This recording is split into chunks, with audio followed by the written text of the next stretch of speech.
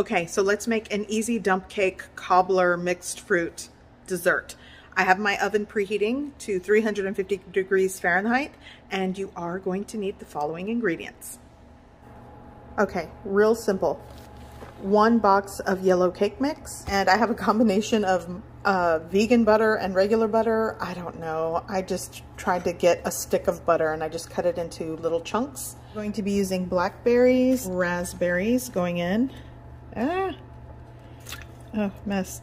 I've seen way too many videos of things crawling out of fresh fruit, so I'm just gonna go ahead and let that hang out in some cold water mixed in with about 2 teaspoons of vinegar. Let that hang out. I'll drain it later. I'm also going to be adding a can of sliced peaches in heavy syrup. Okay, 9 by 13 baking dish.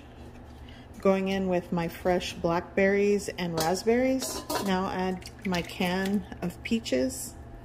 So I have 1 bag. This is 1 pound bag of thawed dark sweet cherries with its juice going in. It's gonna be great. This is what happens when you want something sweet and you're just coming up with stuff. Now I'm going in with a 1/4 cup of sugar on top. These are fresh, mainly fresh.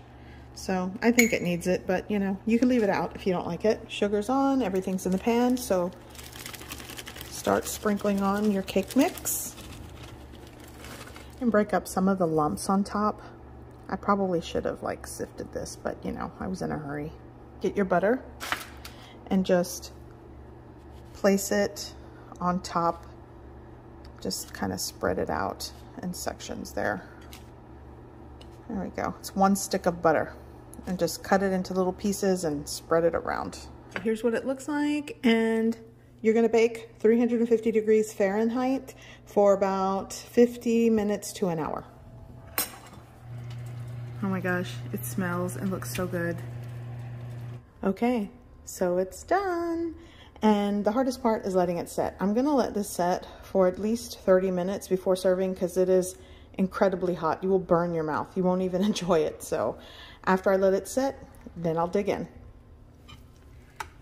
Let's serve. Looks so good. So this is a very easy dessert. I will put the ingredients in the description below. So I hope you give this recipe a try. I hope you like it, and thanks for watching.